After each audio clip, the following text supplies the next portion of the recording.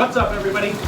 Justin here. We're today cooking up something that I thought would be cool. Share with you a little bit about what I'm doing. Today I went to go visit a farm that we like to go to. The farm that we go to is Rodrizo, and it's great because we subscribe to like a veggie box. I kind of learned about veggie boxes and like community farm through a book, Dr. Hyman's Food the Book, and it got me interested, and I thought, oh, it looks cool, so I checked it out. I found a place that had veggie box. It's a little bit of a drive out to Surrey, and I thought it was worth our time. So me, Jamie, and Laura here at the studio, we gotta just split that up. Anyway, so today we're picking up our first box of the season, and in it we got some beautiful beets. So like Laura and Jamie don't really eat beets, so I got the lion's share of the beets. One of the things I wanted to show you today is a lot of people don't eat beet tops, and some people just don't know that you can eat them. And I thought I'd share something that I like to do with them. So one of the ways that I like to eat beet tops is to saute them, and so that's what we're doing here today, and that's what you're hearing here in the background. So the first thing that we do is I typically take all the stalks and separate the stalks and the stems. And the reason why I do that is because, well, I mean, it's harder to chew the stems, so it gives me some time to kind of cook up first before I add the leaves. See that? We're gonna wilt down those leaves. Honestly, it smells so good in here. My dad suggested I don't heat the pans super high, and they used to always cook like on like 7, 8, and 9. There were reports about like the Teflon and the chemicals kind of peeling off if it's too high a heat. So if you know for sure, whether cooking at high heat is okay or not, let me know in the comments. It's something I definitely want to learn a little bit more about. Fresh ground pepper.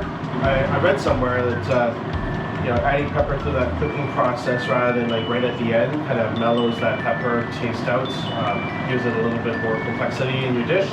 Okay, so we're going camping with a good chunk of the crew, and so we're in charge of the food. So lo and behold, my fridge is stacked. Not your typical camping, ain't no beans and wieners, but yeah, we definitely got a lot going on. So anyways, in an effort to try to clear and not to waste too much food that's in our fridge, I went to dig around to see what I got. So what I found was a lemon that's getting to end of life. So I'm gonna try to find a way to use it, and then I found half an onion. I'm not really sure if you're allowed to like cut it and continue using the half an onion, but I'm gonna try it, figure out what it is. I remember that we also have a few wild salmon steaks left over. We buy this Kirkland brand wild Alaskan sockeye salmon, and we're not sponsored by any of this stuff. It's just really one of those things that I like to share because we're busy people and we just try to make good food for our families, and so we found this and we thought it was a great product, and so tonight that's what I'm going to do. I took 2 fillets, I thawed them out a little bit. So fillets, I scored them so that when I put them down in the pan, that they're not going to cook unevenly. Slice up some onions, pan's nice and hot. We're using the Sunshine Coast Olive Oil Company cilantro roasted onion olive oil. Found this on the Sunshine Coast while we were going camping. So what we're going to do is we're going to put that salmon inside down. Ooh, watch that spatter. Ooh. And typically, I try to let the food tell me when it's ready. I mean, like maybe 2, maybe 3 minutes on one side, and then like flipping it over. Salt, fresh ground pepper on this side. We want to make sure that we have a crispy texture, but I don't want to dry out the fish, so I'm gonna watch it and make sure I don't dry out that fish. It'll kind of tell you, like when you try to lift it up and the skin is sticking, probably not a good time to kind of continue doing on, assuming that you have a non-stick pan. So alrighty, I'm back. I have my spatula here, so we're just gonna kind of test that out here. I'm doing this on my phone because I decided perfection is not really what I'm after. I'm gonna just share content with you guys, and look at that. That's it. See, it just peels right off there. And then there you go. See, there you go. See, and you notice that it didn't curl up because it's got room to breathe after I scored it. So let that finish up here. I gotta squeeze that. A little bit of squirt in there. We're trying to cook a little bit like healthier food and just really feeding our families like good food. Something quick and turn around.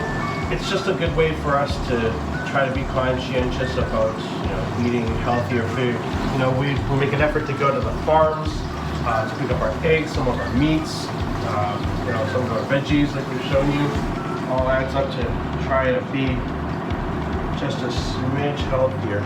So now I've got the extra juices and stuff like that. I'm just going to saute those onions.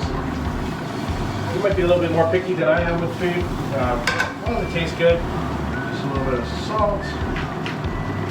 So one of the things I like to add to my sauteed onions is a little knob of butter. Just tastes a little bit better. Off it goes. Wife is home. See? Look how beautiful she looks. That's going to be our meal for today. So we have our salmon, beets, and our sauteed onions. Hopefully that'll be a good meal for us today. If you like what you saw, please subscribe. That'd be awesome. You know, help us along the way, and I can share more stuff, emergency things that we like to do, cook and eat. Thanks. Take care. Bye.